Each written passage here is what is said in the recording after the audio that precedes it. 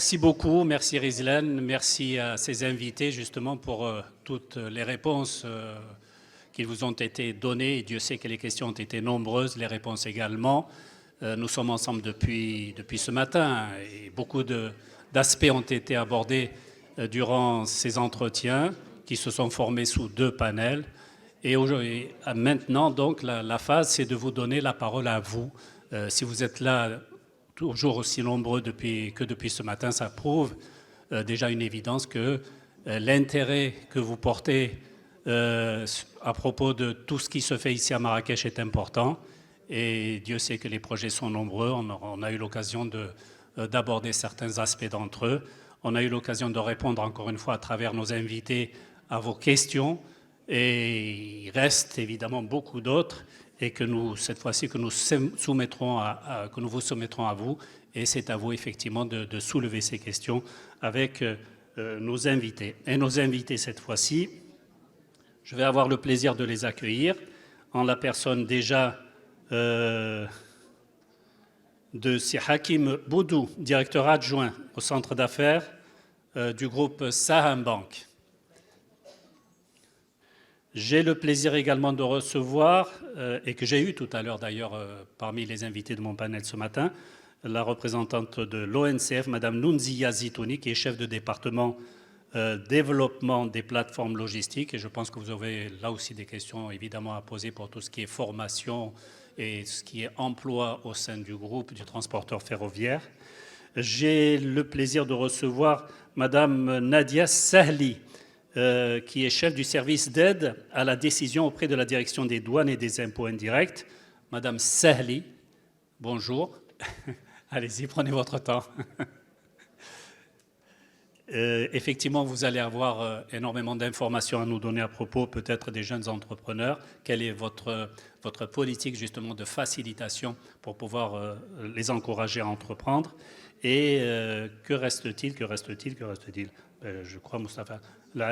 Oui, Moustapha Al-Alawi Hassani, qui est chef de division accompagnement des investisseurs au CRI de Marrakech. Merci beaucoup, c'est Moustapha, d'être là. Alors justement, c'est à vous, c'est Moustapha, qui m'intéresserait peut-être de poser la première question. Ça a fait pratiquement l'objet d'une grande part de débat tout à l'heure aussi. D'ailleurs, ça a été discuté aussi ce matin sur ce phénomène des jeunes, ou enfin en tout cas des entreprises qui peinent à trouver de la main-d'œuvre. C'est vrai qu'on parle évidemment, la solution est facile de discuter du nombre de chômeurs au Maroc, 13% qui ont été évoqués tout à l'heure à l'échelle nationale. Mais c'est vrai que ce phénomène de recherche de jeunes qui pourraient travailler, et c'est vrai que c'est une question qui ne se pose pas véritablement. Est-ce que vous êtes, déjà, confronté à ce phénomène-là dans vos activités? Merci d'abord pour l'accueil. Écoutez, la vérité, nous ne sommes pas vraiment confrontés à ça. Personne n'est venu vous dire que voilà, je n'arrive pas à trouver de la main-d'œuvre. Le principal, quand un investisseur ou un entrepreneur rend visite au CRI, c'est d'abord pour qu'il soit accompagné pour la mise en place et le lancement de son projet d'investissement. Donc on est souvent confronté à des problématiques liées à la recherche de foncier, liées au montage du dossier d'investissement, notamment le financement, la garantie, etc. La partie opérationnalisation et le besoin en ressources humaines viennent par la suite. Et c'est là où on s'attaque à une activité aussi phare au CRI, qui est la pérennisation des entreprises. C'est bien d'accompagner des projets dans leur lancement, des projets d'investissement, mais aussi il faut pérenniser les entreprises et les projets déjà établis dans la région, en les accompagnant sur plusieurs problématiques, notamment celles liées aux ressources humaines. La question de la qualité peut-être des ressources humaines, que ce soit la qualité ou même le volume et le besoin réel, se pose en second lieu. Et c'est là où nous sommes un peu confrontés. Par contre, nous sommes censés trouver des solutions. Et la vérité, pour ne rien vous cacher, on y arrive jusqu'à maintenant. Parce qu'il y a une parfaite adéquation, une parfaite coordination dans la région de Marrakech-Safi, je suis fier de le dire, entre les différents acteurs de l'écosystème et Par cela, je citerai l'ANAPEC, l'OFPPT, qui font des efforts considérables dans la formation et l'accompagnement des structures et des projets souhaitant s'établir dans la région, qui ont déjà été établis dans la région, à être dans leur politique de recrutement. Enfin, non seulement on leur trouve de la main-d'œuvre, mais aussi on contribue dans la formation de la main-d'œuvre à travers des programmes spéciaux, notamment des programmes où l'ANAPEC, l'OFPPT arrivent à subventionner le recrutement, arrivent à subventionner la formation pour trouver des profils adéquats. Enfin, un porteur de projet industriel à Sidi Bou Othmane, c'est vrai que peut-être qu'il va trouver du mal, s'il arrive tout seul, sans être accompagné, à trouver des bons profils au niveau de la province d'Orhamna, des bons profils au niveau de Sidi Bou Othmane. Maintenant, quand l'État et les structures de l'État, mais aussi l'écosystème en général, arrivent à trouver, à apporter des solutions réelles, pragmatiques pour résoudre ce problème-là, on y est moins confronté. Voilà. Alors je rappelle que le micro va tourner autour de vous. N'hésitez pas à poser vos questions. Nos invités sont là, chacun dans son secteur d'activité bien précis.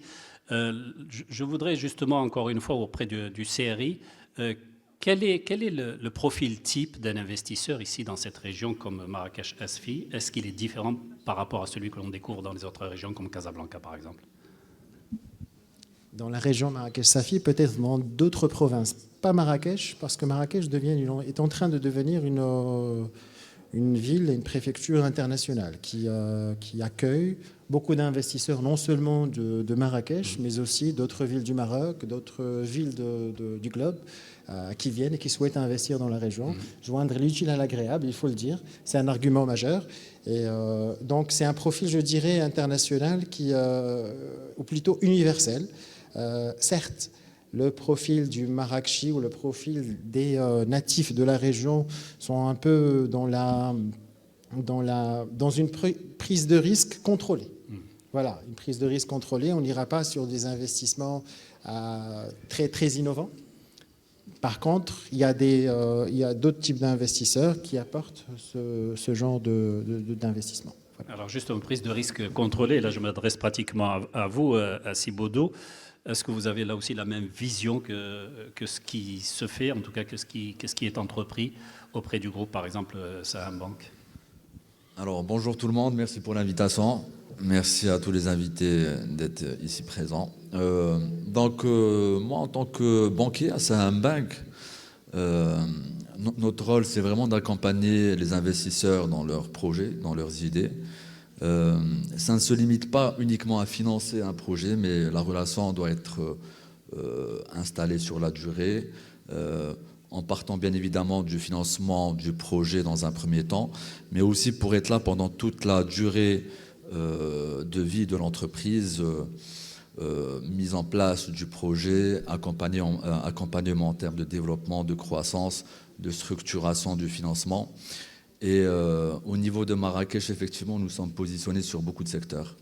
Le nerf des secteurs à Marrakech est évidemment l'hôtellerie, mais pas seulement. On est aussi positionné sur des secteurs aussi bien de la santé, du BTP, de l'éducation, du commerce, de l'agro-industrie. Et en parlant d'agro-industrie, on accompagne aussi les exportateurs via je pense que c'est la thématique de ce deuxième atelier. Donc via des financements qui sont effectivement riches et variés, mais on essaie, en fonction du profil client et du business model, d'adapter nos propositions et nos solutions de financement pour accompagner d'une manière sur mesure nos clients locaux qui souhaitent investir dans des opérations locales ou dans des opérations internationales. Donc les profils des clients sont hétérogènes, pour revenir à ce que disait tout à l'heure mon collègue, mais effectivement les risques sont très contrôlés. La banque aussi a besoin de garanties pour financer des projets. Ces garanties ne sont pas des garanties, on va dire, pour couvrir les concours bancaires, mais des garanties par rapport à la capacité de l'entrepreneur à gérer son projet, la capacité de l'entrepreneur à pouvoir effectivement percer dans des marchés, à pouvoir effectivement signer des commandes fermes et pouvoir se positionner sur son secteur d'activité. Pour moi, ce sont les premières garanties qui permettent effectivement à la banque de pouvoir accompagner un porteur de projet. Et bon, le frein dont on parlait tout à l'heure, c'est que certains entrepreneurs ou les jeunes entrepreneurs pensent que la garantie peut être un frein pour demander un crédit bancaire. Aujourd'hui, la banque n'est plus, on va dire, c'est devenu une institution que tout le monde connaît. Pour les particuliers, les crédits à la consommation ou les crédits immobiliers sont devenus des instruments, on va dire, de monnaie courante. Et ben pour les entreprises aussi, le parcours est devenu très simple.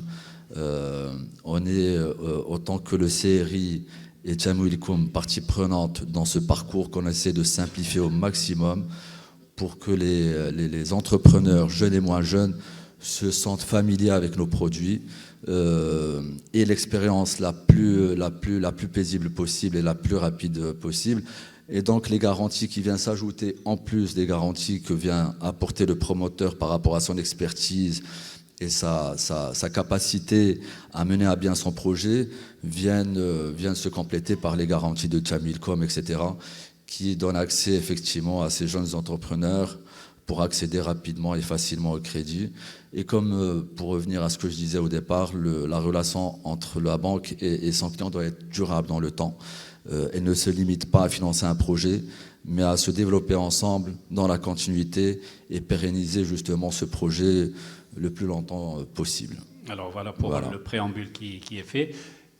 Alors j'attends évidemment, si vous avez des questions à poser auprès de nos invités, c'est le moment de le faire. Voilà, surtout si vous êtes plus ou moins concerné voilà, par la spécificité de nos invités ici présents. En attendant, je voudrais m'adresser aux côtés, j'allais dire, douanier, en la personne de Mme Sahli, qui, je rappelle, elle est chef du service d'aide à la décision auprès de la direction des douanes et des impôts indirects. Siboudou a parlé de risques contrôlés. Et Dieu sait qu'effectivement, voilà, c'est une expression qui doit être courante là aussi, j'imagine, au sein des services des impôts. On a parlé tout à l'heure peut-être un peu de cette appréhension, entre guillemets, suscitée par ce service auprès peut-être de certains investisseurs potentiels ou peut-être même dans l'imaginaire collectif. Est-ce qu'il a fallu revoir, peut-être lisser un peu cette image-là auprès des services des impôts pour pouvoir montrer qu'effectivement c'est un partenaire qui est là, qui participe à l'épanouissement d'une région un peu comme celle-ci. D'accord. Bonjour tout le monde. Merci de m'avoir invité et d'être là parmi vous. Au fait, lorsqu'on parle douane, la plupart des gens, c'est surtout contrôle, surtout droits et taxes et une procédure qui est infinie. Au fait, pour changer cette image de la douane, il a fallu, c'est-à-dire des années de conduite de changement à l'intérieur et à l'extérieur. Au fait, pour changer un peu notre façon de faire, on a, dans un premier temps, on a laissé tomber le concept de redevable. On parle surtout de clients, comme c'est le cas chez les impôts. Il y a déjà le vocable qui a changé. Oui, déjà, c'est avec le client, avec ses exigences et tout. On essaie de s'adapter au client. Alors, un client, il a besoin d'accompagnement. Il a besoin surtout d'un accompagnement personnalisé parce que à la douane, c'est pas une seule douane, mais chaque secteur, il a des exigences, même dans l'économie. Et chaque région, elle a ses spécificités. Donc, il y avait un concept qui a été créé dans les années, je crois, 2015-2016, c'est la gestion de relations clients. Ce concept, il a fait que le client, il a été catégorisé en 3 catégories, en fait. Il y a les institutions et les partenaires institutionnels, il y a les sociétés et il y a les particuliers. Donc, c'est-à-dire, en relation avec notre sujet aujourd'hui, c'est surtout la GRC entreprise. Comment avoir une cartographie de la région, des secteurs, des problèmes qu'ils rencontrent et comment les accompagner. Donc, dans un premier temps, on n'attendait pas que les entreprises viennent vers nous et demandent des solutions, mais il y avait une équipe qui est chargée de la GRC. On procède par secteur et c'est nous qui vont vers les sociétés qui ont des problèmes récurrents. Donc, c'est une équipe qui se déplace vers la société.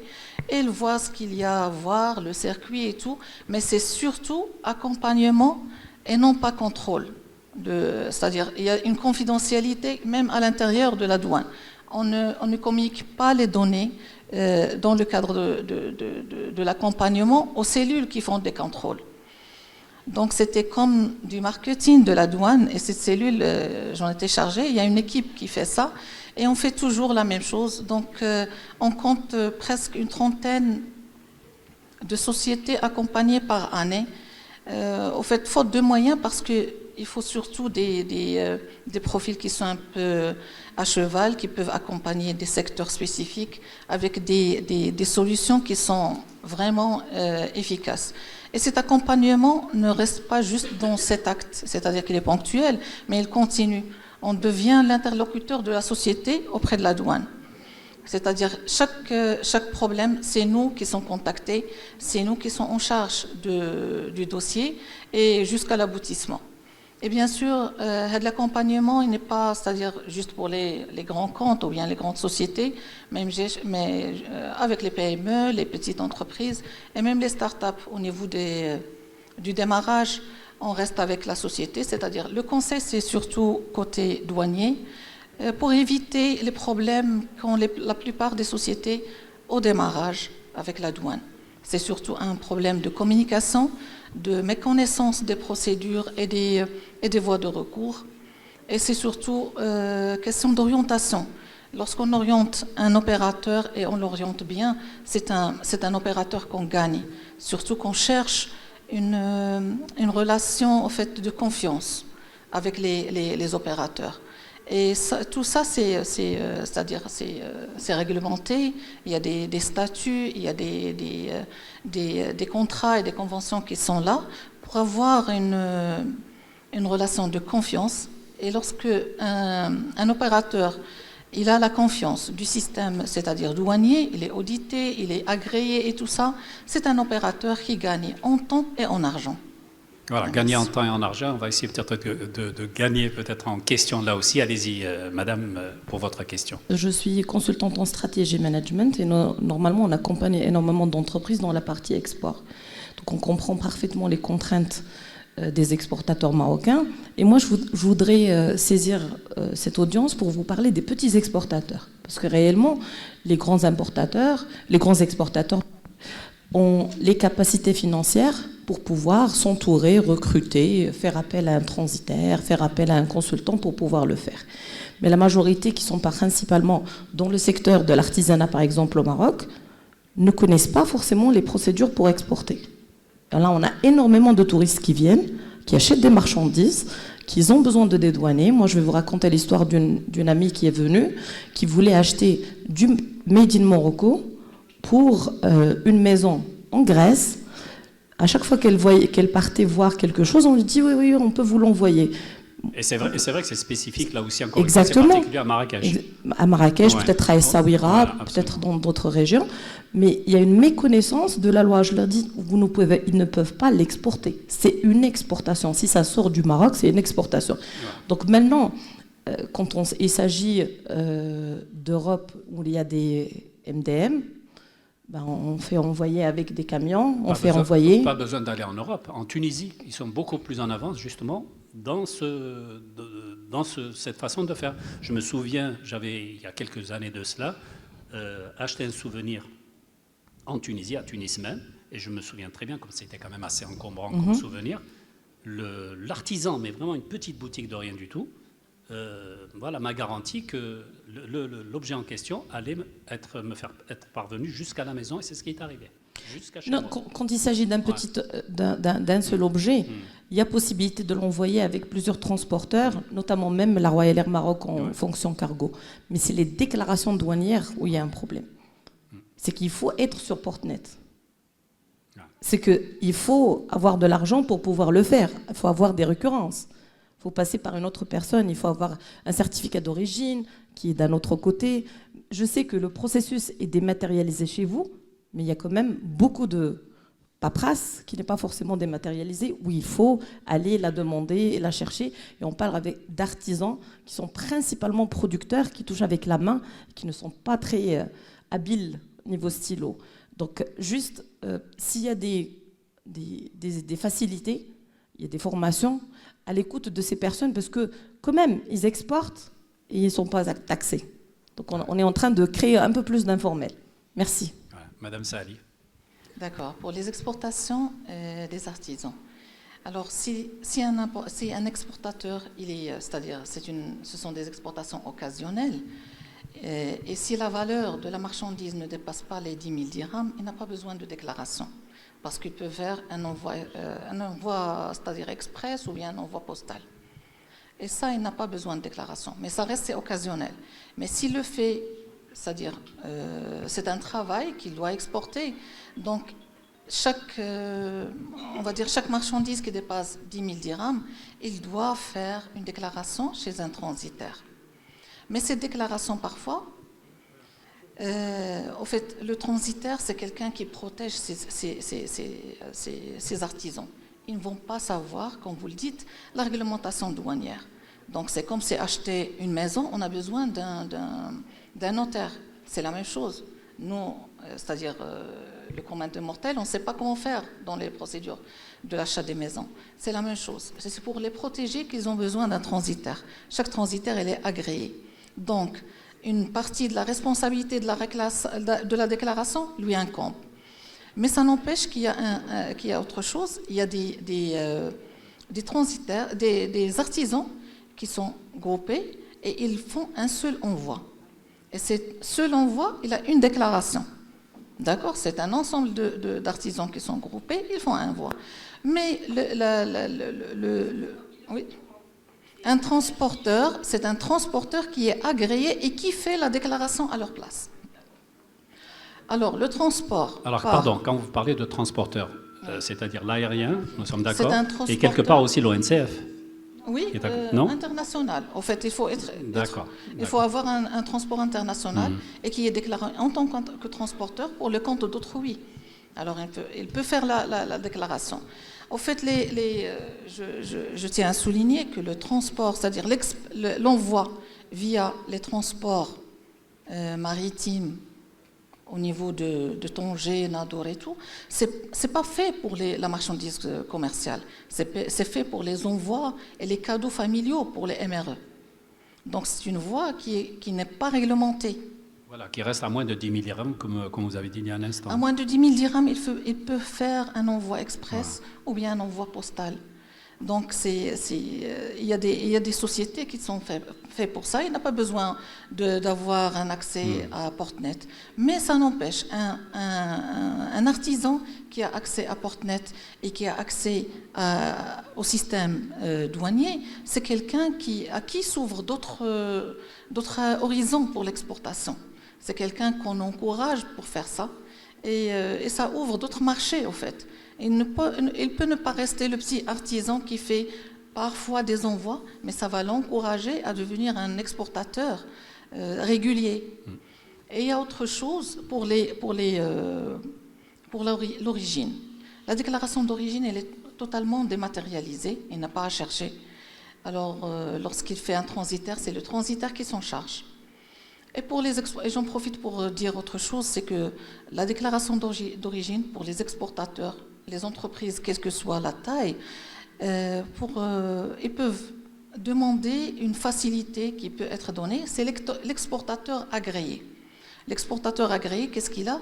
Il n'a pas besoin de faire un heure 1 ou bien une déclaration d'origine dans les formulaires qu'on connaît, mais il peut, à concurrence d'un certain montant, qu'il peut attester lui-même la déclaration sur la facture.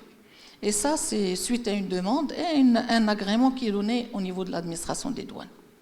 Merci beaucoup, Madame Salhi. Moi, je connais d'autres modèles, par exemple la Turquie, tous ces artisans, il y a des points, il y a des agrégateurs, il y a des transporteurs, Et à Marrakech, la région de Marrakech-Safi, on en a besoin, parce qu'ils ne sont pas identifiés.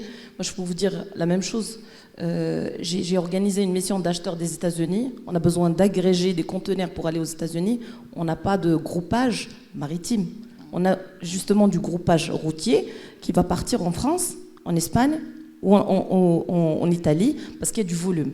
Là, si on veut aller sur des marchés qui sont beaucoup plus intéressants, on a besoin aussi d'accompagner cet écosystème, ces prestataires de services, pour pouvoir démarrer déjà la relation commerciale, tester pour aller faire du volume. En fait, ça existe, le groupage aérien, il est déjà opérationnel. On en a. Maritime. Maritime, c'est au niveau des ports et c'est faisable. C'est faisable au niveau des ports, oui. Il y a des opérateurs, mais ils ne sont pas très connus, ils ne sont pas listés. Au fait, est-ce que ce n'est pas un problème aussi de communication, moi j'imagine, parce que j'imagine que voilà, le côté administratif il est fait, les lois, les règlements existent, mais peut-être il y a une certaine incompréhension entre les uns et les autres. Là, c'est le travail au fait du ministère de tutelle des transporteurs, en fait, ou bien des associations des transporteurs et tout ça. Si les choses sont listées, on est ouvert pour le travail. Et peut-être communiquer au niveau des facilités et tout ce qui est fait au niveau de cette catégorie d'exportateurs. D'autres questions? Merci beaucoup. Vous avez mis vos lunettes, donc j'imagine qu'il doit y avoir beaucoup de questions. Non, j'ai déchiré une première feuille parce que j'ai noté depuis ce matin. Bref, je vais aller très, très rapidement. D'abord, on se félicite de ce forum, très intéressant. On est venu en masse de la CGM ici pour participer. Moi, je voudrais juste, j'ai entendu pas mal de mots ce matin, comme mentalité de l'entrepreneur ou du chef d'entreprise. Il y a quelqu'un qui a parlé de shkara, on a parlé du management, etc.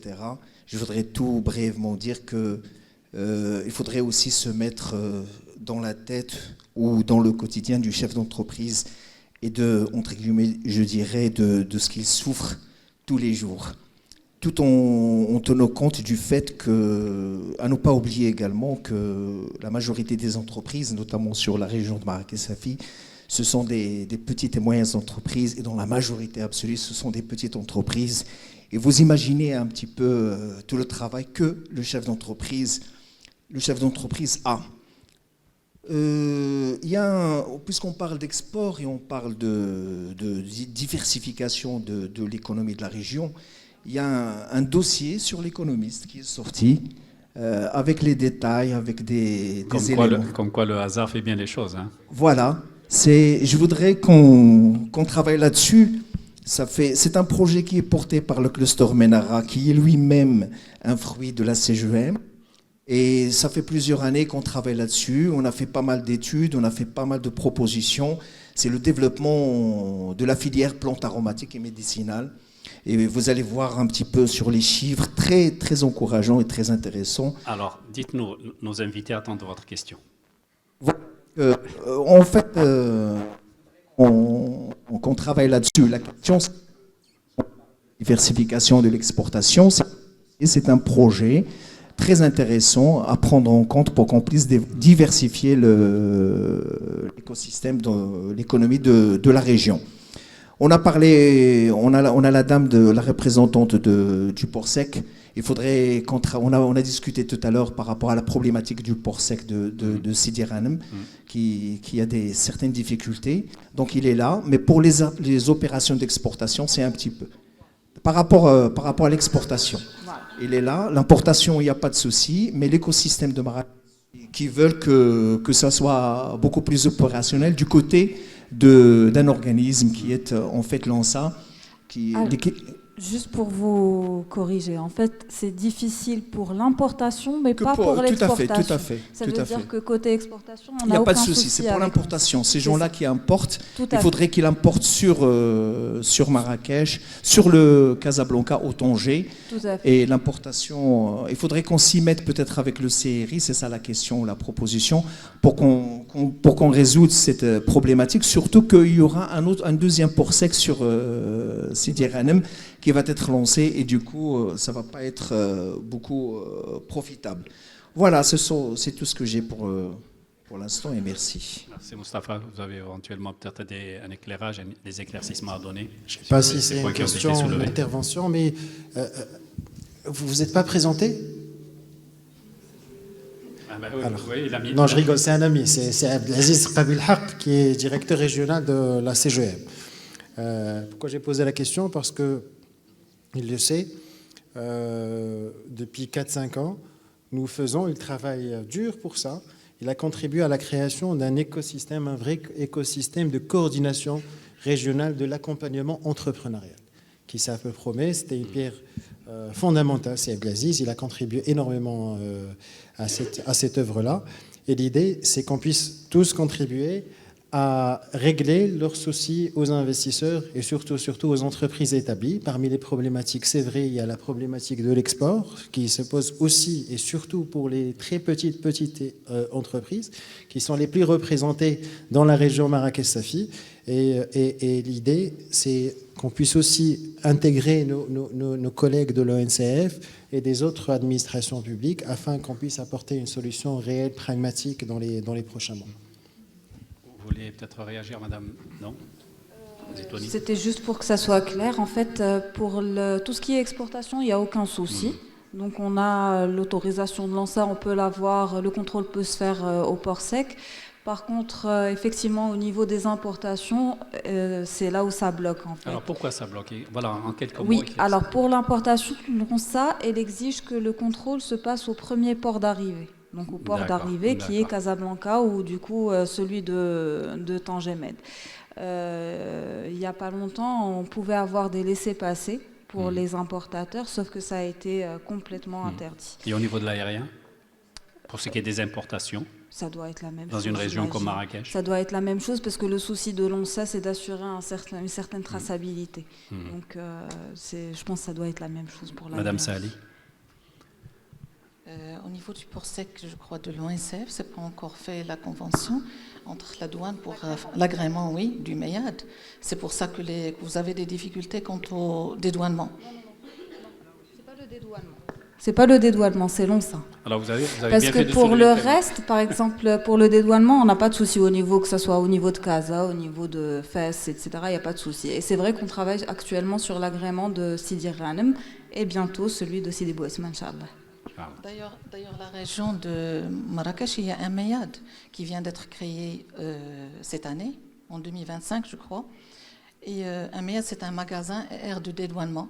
C'est un logisticien, en fait, transporteur, logistique et transit, dans c'est-à-dire dans le même local. Il y a présence de la douane. Ça, pour nos douanes, c'est quelque chose d'avoir un premier MEIAD dans la région. Ça facilite surtout l'offre pour les sociétés, les petites, moyennes, ceux qui ne savent pas comment s'y prendre pour l'import ou bien pour l'export. Et il est situé à la zone industrielle. Est-ce que d'autres questions? Nous sommes là pour ça, hein. N'hésitez pas. C'est le moment à jamais parce que dans quelques minutes, ils ne seront plus là et peut-être vous serez amenés à regretter de ne pas avoir fait. Au niveau peut-être de la formation professionnelle au sein de l'ONCF, j'imagine, on a eu là aussi tout à l'heure énormément de jeunes qui ont dû certainement se poser la question au niveau de la formation professionnelle, au niveau peut-être un peu des recrutements. J'imagine qu'ils doivent être les uns et les autres assez nombreux en ce moment avec cette nouvelle ligne qui se prépare sur Marrakech. En fait, c'est avec les nouveaux projets. En plus, on est dans l'ère de la digitalisation. Donc, il y a des profils qu'on cible. Par exemple, qui dit digitalisation, dit cybersécurité. Donc, il y a des profils qu'on recrute en cybersécurité, en SI, peut-être en marketing digital. Ça, c'est côté digitalisation. Pour le projet LGV, effectivement, il y a des chefs de projet qu'on recrute énormément. Et il y a aussi pour les plateformes logistiques, donc des profils logistiques, que ce soit des ingénieurs, des cadres, des techniciens, il y a un peu de tout. À savoir que le recrutement au niveau de l'ONCF, c'est digitalisé. Ça veut dire qu'on peut postuler, il y a tous les appels à candidature sur le site de l'ONCF, donc on peut postuler en ligne. En toute sécurité et puis c'est suivi. Je remercie donc Madame Nunzia Zitouni, chef du département développement des plateformes logistiques au sein de l'ONCF. Remerciements également à Madame Nadia Sahli, chef du service d'aide à la décision auprès de la direction des douanes et des impôts indirects. Merci beaucoup à Mustafa Alaoui Hassani, chef de division accompagnement des investisseurs auprès du CRI à Marrakech. Hakim Boudou, merci beaucoup encore une fois à vous aussi. Vous êtes directeur adjoint du centre d'affaires du groupe Saham Bank. Et merci évidemment à vous tous d'avoir patienté, de nous avoir tenu compagnie depuis pratiquement ce matin. Et voilà, bonne continuation, bonne chance pour la région de Marrakech-Asfi. Et je suis sûr que voilà, c'est sur de bons rails, comme on dit à l'ONCF. Merci beaucoup et à très bientôt.